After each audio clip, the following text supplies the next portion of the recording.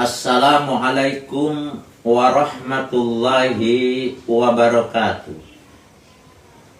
Bismillah, alhamdulillah, wassalatu wassalamu ala rasulillah wa ala alihi wa ashabihi wa man tabi'ahul huda wal ihsana ila yaumil qiyamah, amma ba'du.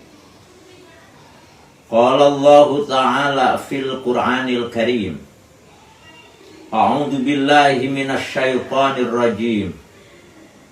Bismillahirrahmanirrahim.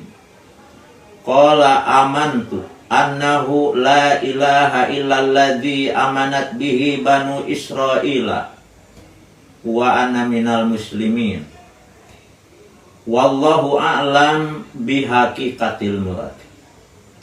Alhamdulillah wa syukru ala ni'amillah.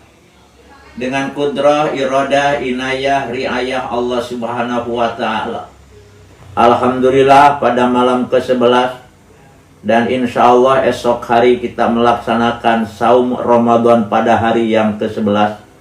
Kita dapat masih mengikuti pengajian yang insya Allah akan dilaksanakan sampai akhir bulan ini. Salawat juga salam tak lupa kami sanjungkan kepada keharibaan baginda kita Rasulullah Shallallahu Alaihi Wasallam. Hadirin di mana saja ada, saya mengucapkan jazakumullah ahsanal jaza dunyan wa ukhra. Pada malam kemarin baru sampai nomor ketiga tentang sesuatu yang disembunyikan oleh Allah. Malam ini kita lanjutkan nomor keempat.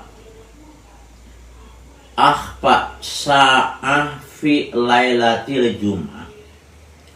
Allah menyembunyikan kiamat pada hari Jumat, tepatnya subuh sebelum datangnya waktu subuh.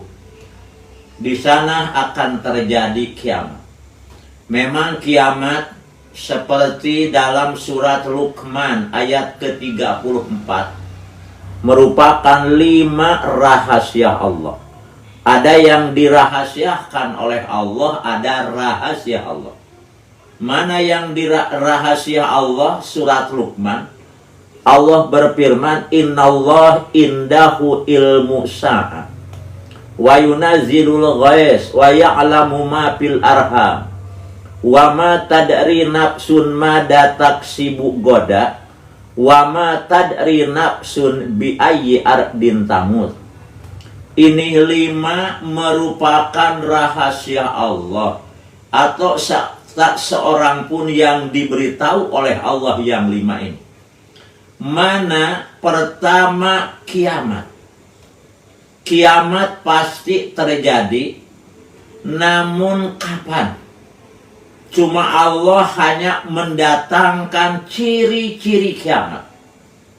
Dalam Al-Quran surat Muhammad ayat ke-18 Allah berfirman, "Faqad jaa'a asyratuha."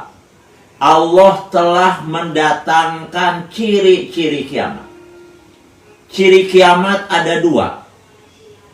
Ada ciri kiamat sugro yang jumlahnya ada 60.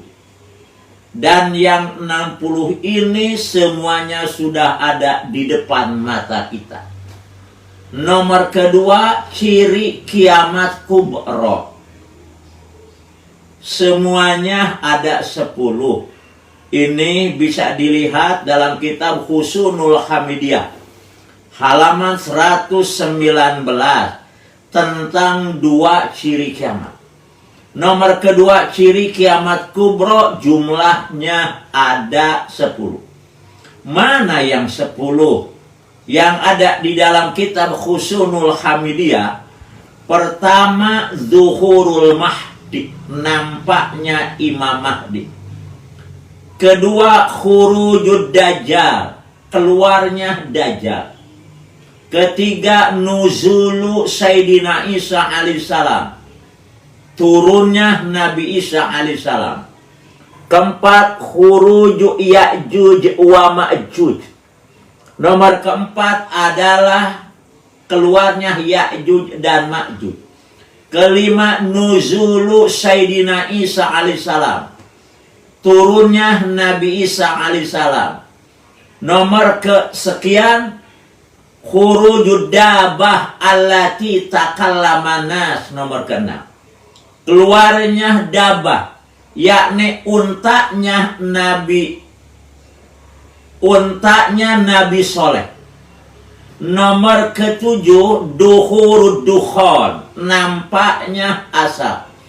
Nomor kedelapan, khorobul Ka'bah, ruksaknya Ka'bah. Suatu saat kita akan mendengar bahwa Ka'bah ruksak. Diangkatnya tulisan Al-Quran dari mushaf dan hilangnya hafalan-hafalan dari hati. Ruju'u ahlul ardi kulluhum kufara. Nomor ke-10 adalah kembalinya penduduk bumi seluruh menjadi kafir. Ini 10 ciri kiamat. Nah, kalau kita lihat dalam Al-Quran, kapan akan duhur Dajjal, nampaknya Dajjal? Dalam Al-Quran ada 3 ayat. Pertama, surat At-Taubah ayat 33.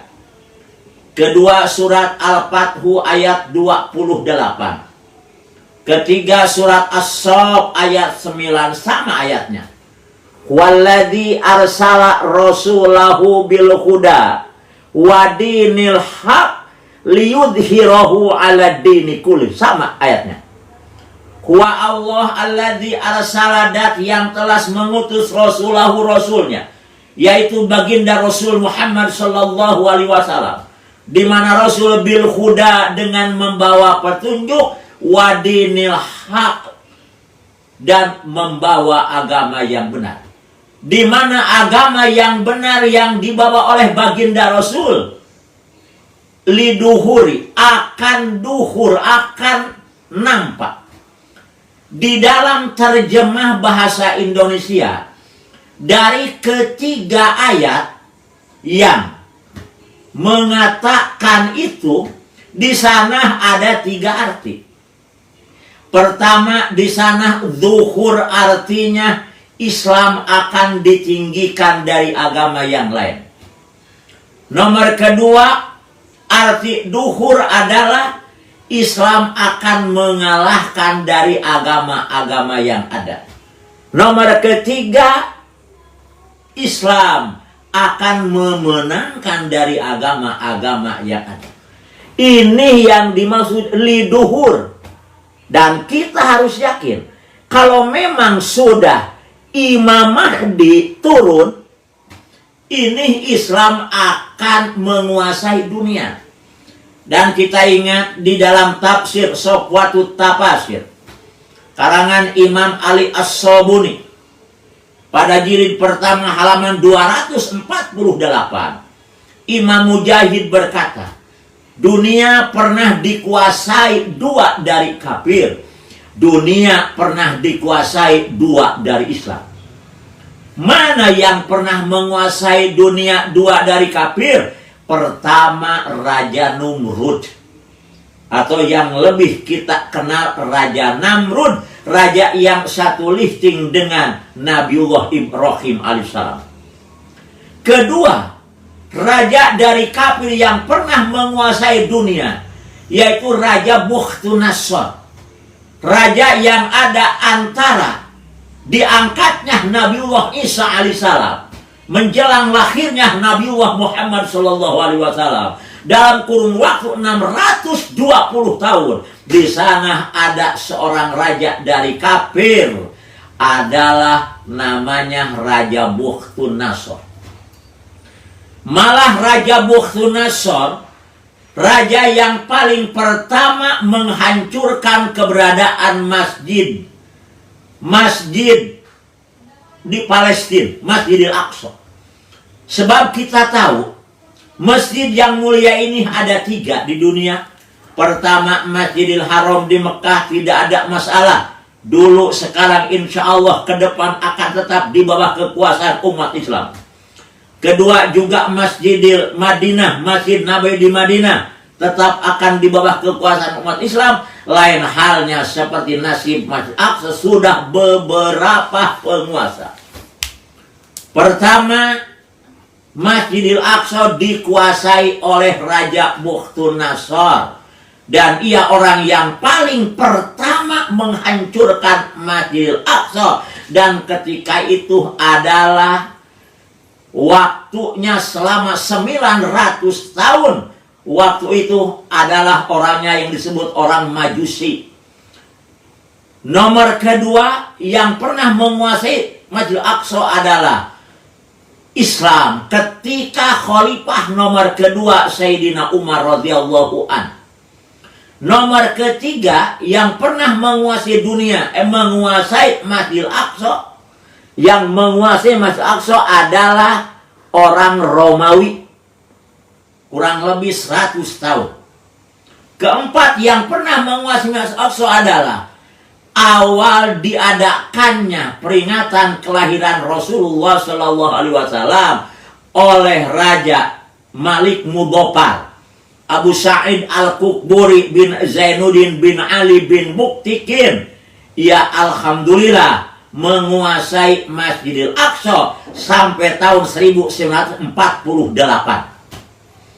Dari tahun 1948 sampai malam ini Masjidil Aqsa dikuasai oleh orang Yahudi. Yang jelas, pertama yang pernah menguasai dunia adalah Raja Numrud, nomor kedua Raja Bukhtunassar. Begitu dari Islam, dua yang pernah menguasai dunia. Pertama adalah Nabiullah Sulaiman alaihissalam. Beliau Nabi Sulaiman bukan hanya menguasai kekayaan, kerasulan, tapi Nabi Sulaiman ia menguasai dunia. Dan ini dijelaskan oleh Allah dalam surat Shad ayat 35. Rabbi firli wahabli mulkan la yanbaghi li ahadin min ba'di innaka antal wahhab. Nabi Sulaiman berdoa kepada Allah, ingin diberi kepercayaan untuk menguasai dunia. Mulkan layan bagi li ahadin, jadi raja yang tidak ada raja lagi oleh Allah, karena kebetulan mintanya dikabulkan. Nabi sendiri pernah meminta kepada Allah kekuasaan dalam surat Bani Israel ayat 80. Rabbi adkhilni mudkhala sidqi wa akhrijni mukhraja sidqi waj'al li miladunka sultanan nasira. Itu ayat Nabi meminta kepada Allah ingin diberi kekuasaan. Nomor kedua dari Islam yang pernah menguasai dunia adalah Raja Dzulqarnain. Dan satu lagi yang akan menguasai dunia dari Islam, yaitu Imam Mahdi. Karena itu dari Islam masih ada harapan. Orang pertama menguasai dunia yaitu Imam Mahdi, Duhurul Mahdi. Dan ini didasari oleh hadis Rasulullah SAW yang ada dalam kitab Sahih Muslim jilid kedua halaman 552. Di sana Rasul bersabda, Innallaha zawali al-arda paro'aitu masyariqoha wa maghoribaha wa inna ummati sayablugu mulkuha ala mazawali minha. Allah telah menghimpun ini bumi. Dengan kata lain, Allah telah menjadikan dunia ini seperti bola dunia. Karena bumi dijadikan bola dunia, sehingga kata Nabi, ra'aitu masyariqoha wa maghoribaha. Sampai aku melihat barat dan timur. Kita juga kalau ingin melihat dunia utuh bisa datang ke SD. Di SD ada bola dunia, ada globe. Tinggal muter-muter semua kelihatan. Amerika, Turki, dan macam-macam negara. Nah, Nabi telah diperlihatkan oleh Allah di mana dunia dijadikan oleh Allah seperti bola dunia. Karena itu kata Nabi, paro'aitu masyariqo hawa maghribaha. Sehingga aku melihat barat dan timur. Kalau aku pernah melihat barat dan timur, wa inna ummati, dan sesungguhnya umatku, saya belugu mulkuha, akan sampai kekuasaan umatku seperti apa yang aku lihat secara utuh dunia ini, yakni Islam akan menguasai dunia. Imam Mahdi merupakan ciri datangnya kiamat. Dan Imam Mahdi kelak akan dibeat antara makom Ibrahim dengan Hajar Aswad. Kemudian ia menjadi pimpinan dunia. Jadi dari Islam masih ada harapan seorang lagi yang akan memimpin dunia. Ini tanda-tanda kiamat, yakni duhurul Mahdi al-Muntadhar. Kiamat, ciri-ciri kiamat tadi sudah. Cuma dengan datangnya kiamat berarti pintu tobat kita ditutup. Timbul pertanyaan, ada berapa sih yang menghantarkan Allah akan menutup pintu tobat? Dalam dua keadaan. Pintu tobat ditutup pertama manakala ruh sudah sampai di tenggorokan. Kalau ruh sudah sampai di tenggorokan, kita mengatakan iman, tidak ada percayanya. Seperti yang dialami oleh Fir'aun. Nama yang sesungguhnya adalah Walid bin Mus'ib, namun masyhur dengan sebutan Fir'aun. Ini panjang sejarah tentang Fir'aunun begitu. Nah, ketika Fir'aun nguber Nabi Musa lari ke sana laut, ke belakang di mana Fir'aun menguber. Akhirnya maju kena, mundur kena. Kemudian Nabi Musa mendoa kepada Allah, yang akhirnya lautan itu dipadrib dengan firman Allah. Pukul itu lautan akhirnya menjadi 12 jalan. Sehingga yang sebanyak bala tentara Nabi Musa sebanyak 6.000, mereka berjalan. Begitu sudah sampai di sana, datang kumpulan Fir'aun. Fir'aun bingung. Kalau dikejar, khawatir nanti di tengah-tengah lautan akan menyatu kembali. Dikala bingung itu, sebab Fir'aun waktu itu menaiki kuda-kuda perempuannya. Kemudian setan menyerupakan makhluk biasa. Ia menyerupai makhluk biasa, kemudian menaiki kuda perempuannya. Begitu melewati pas kepala kuda Fir'aun, entah bagaimana, yang jelas kuda Fir'aun tertarik untuk mengejarnya. Sampai di tengah-tengah, kemudian air menyatu lagi. Lihat Fir'aun ke belakang, anak buah sudah pada tenggelam. Ke depan juga sudah mulai air menyatu. Baru Fir'aun di sana berkata dalam Al-Quran, surat Yunus ayat 90 sampai 91. Qala amantu. Ngomong Fir'aun, amantu, aku iman. Musa, annahu la ilaha illalladzi amanat bihi banu Israel. Saya juga Musa mengakui tiada Tuhan kecuali Tuhan yang disebut oleh kaum Bani Israel. Malah wa anna minal muslimin.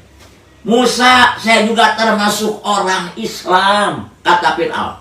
Cuma saya berkata amantu. berkata la ilaha illalladzi amanat bihi banu Israel, berkata wa ana minal muslimin, di mana ruhnya sudah sampai di tenggorokan. Karena itu kata Allah, hei malak Jibril, turun kamu, kemudian lemparkan si Fir'aun. Begitu amantu langsung malaikat mengambil sekepal pasir, langsung dimasukkan ke dalam mulut Fir'aun sambil berkata, kata malaikat Jibril, al-an, ini kelanjutan ayatnya, al-an wa qad asaita qablu wa kunta minal mufsidin, baru sekarang kamu menyatakan iman. Sudah berapa banyak orang-orang yang disesatkan oleh kamu, langsung itu Fir'aun ditendang. Jadi nomor pertama, pintu tobat ditutup manakala ruh sudah sampai di tenggorokan. Tidak ada artinya kita mengatakan la ilaha illallah. Tidak ada artinya mengatakan wa ana minal muslimin. Tidak ada artinya kita mengatakan amantu billah kalau memang ruh sudah sampai di tenggorokan. Nomor kedua, pintu tobat ditutup manakala matahari pagi hari sudah keluar dari barat. Nanti Allah ketika akan mendatangkan hari kiamat, malam itu oleh Allah dilamakan. Mereka yang tidak biasa bangun malam terasa lama karena lapar.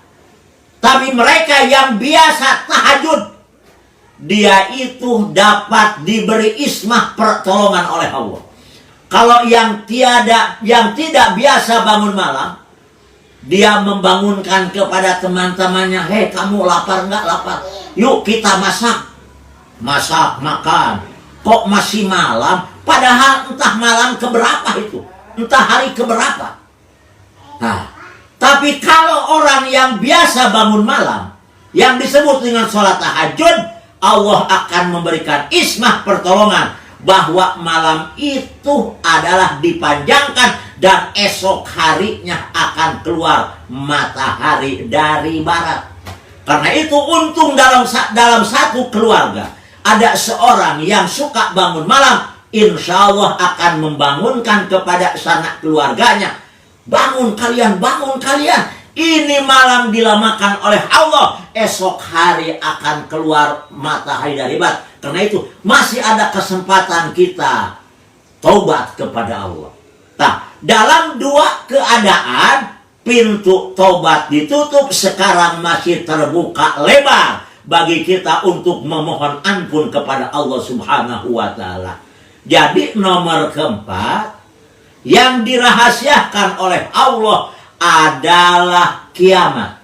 Cuma Allah mendatangkan ciri-ciri kiamat. Kapan? Katanya dalam hadis bahwa kiamat akan terjadi hari Jumat pada sebelum subuh. Cuma dirahasiakan Jumat yang mana? Karena itu kalau kita akan mengagungkan hari Jumat, malam Jumat, bukan hanya satu malam saja. Setiap malam kita agungkan, setiap malam kita isi dengan ibadah. Siapa tahu malam itu Allah akan menurunkan yang disebut dengan kiamat. Kiamat sesuatu kejadian yang luar biasa. Sampai dalam kitab Asratus Sa'ah wa Umurul Akhirah, pada halaman 80 tilu, nama kiamat itu sampai ada 86 nama. Kenapa sih begitu banyak nama kiamat? Menunjukkan agung dan luar biasanya yang punya nama. Sebab yang agung, yang luar biasa, itu namanya suka panjang. Jangankan nama Allah, nama para aulia Allah, juga nama para anbiya Allah, itu panjang-panjang, ada banyak-banyak namanya. Malah dalam kitab Uku dulu nama Allah itu sampai ada 4.000. 1.000 hanya Allah yang tahu. 1.000 nama Allah ada di Lauhil Mahfuz. 1.000 nama Allah hanya malaikat yang tahu. 3.000. 1.000 nama Allah ada di dalam 4 kitab. 300 nama Allah ada dalam kitab Taurat. 300 nama Allah ada dalam kitab Zabur, 300 nama Allah ada dalam kitab Injil, 100 nama Allah ada dalam Al-Quran, 99 nama Allah yang ada dalam Al-Quran itu dokhir, yang satu adalah mustakir, tidak kelihatan. Kenapa? Sebab begitu agung dan luar biasanya, seperti kiamat merupakan sesuatu kejadian yang luar biasa. Karena itu, moga-moga kita harus mempersiapkan, sebab kiamat sesuatu kepastian yang akan terjadi. Itu saja, mudah-mudahan ada manfaatnya. Berarti baru 4. Pertama, ridho dalam taat, murka dalam maksiat, mati dalam umur, kemudian baru kiamat yang disembunyikan oleh Allah Subhanahu wa taala. Sekian, kurang lebih mohon maaf. Wallahul muwaffiq ila aqwamit thoriq. Assalamualaikum warahmatullahi wabarakatuh.